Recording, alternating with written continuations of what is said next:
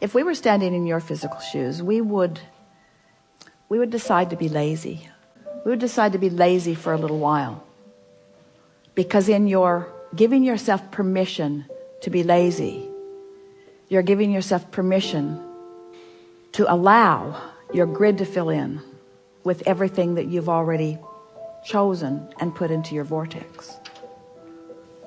The word lazy has an unpleasant connotation, doesn't it? Because it's humans measuring themselves against other humans based upon a flawed premise. And the flawed premise is, the more you do, the more you're worth. And that is the most flawed of all flawed premises. I'd like to give you the premise that is at the basis of your universe. The better you feel, the more you allow. You could not be more deserving. You came as deserving beings into this time-space reality with powerful and clear intent.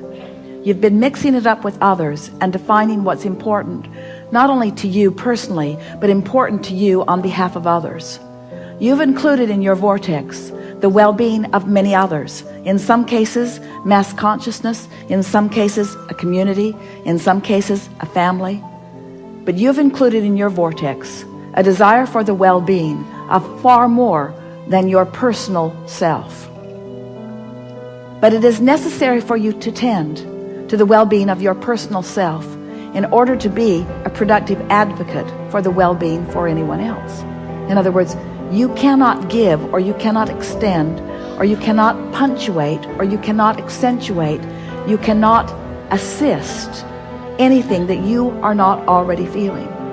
Which means, if you are wanting in an altruistic way to be of advantage to everyone you know, you first have got to find a way to be of advantage to yourself. Which means you want to carve out more time to be nicer to yourself. More private time. More time under the bridge. More time where others are not telling you what to do. More time when you are satisfying your own personal intention for things. If we were standing in your physical shoes and someone were to ask you to do something, we would stop in the middle of the request and we would evaluate it completely. And we would say to them, I sincerely desire to accomplish this request that you are offering. And it is my expectation that I will be able to do that since I am in this relationship with you and you are requesting it of me, employer or mate or parent or child or whoever it is. It is my expectation that I will be able to accomplish this. I just have to insert one thing in the foreground of this request. I will accomplish it for you as long as I can first accomplish ease for myself in the process. I really want you to ponder that a little bit. Esther, on one of the earlier cruises, made sure that everyone received an easy button from Staples. Everyone got one. And Esther found a box of them in the attic the other day, and she spread them all around her house because she wants to amplify the ease of things, not the hardness. She wants to no longer justify the well-being that flows to her by pointing out how hard she's working in relationship to others. She wants to emphasize the well-being that's flowing to her by remembering the vibrational alignment that she is achieving. If we were standing in your physical shoes, we would do these things every day and then anything else that you have time for. We would meditate for 15 minutes every day, which means we would quiet our mind with the simple intention of allowing our cork to float. We would go outside no matter what the weather, and we'd move around in it in appreciation of this planet. We would look up and around, and we would find things to acknowledge, and we would talk about them right out loud. Esther walks through her gardens and says to everything, you are my favorite. You are my favorite. You are my favorite. You are my favorite. You are my favorite stone on the pathway. You are my favorite bird in the tree. You are my favorite flower in bloom. You are my favorite flower not in bloom. You are my favorite tree. You are my favorite bush. You are my favorite frog. You are my favorite frog. You kept me awake all night, but you are still my favorite frog. In other words, so first thing, meditate. Second thing, spend more time outside. Third thing, we would buy a notebook. We would call it My Book of Positive Aspects. And we would fill at least 3, 4, 5 is even better, pages of positive aspects.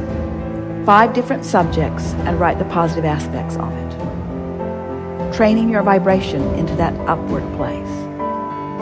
And then there is one last thing that if we were standing in your physical shoes, we would do every single day.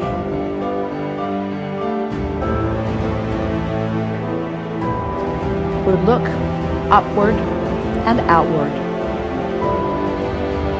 It's best if you do it outside or standing at a window. And we would acknowledge that there are universal forces that are focused right at you. We would acknowledge by calling it by name, if you have a name that you like. And we would say, I acknowledge that I am the object of your positive attention, and I'm appreciating your continual gaze on behalf of my well-being.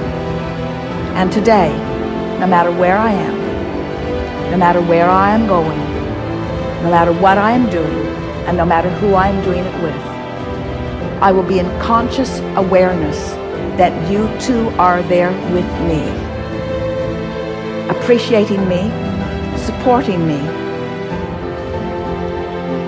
assisting me, acknowledging me, inspiring me,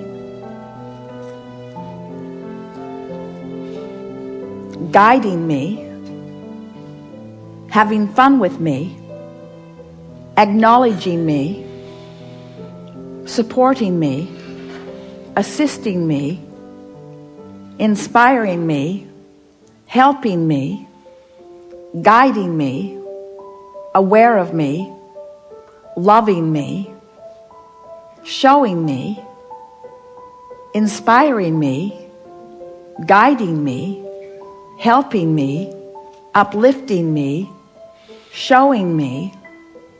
Get into an endless loop of that acknowledgement and watch what begins to happen in your life as soon as this day.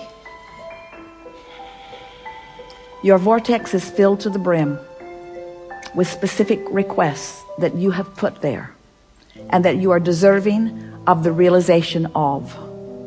And it's time for those realizations to be flooding into your experience at a rate that will astonish those who surround you.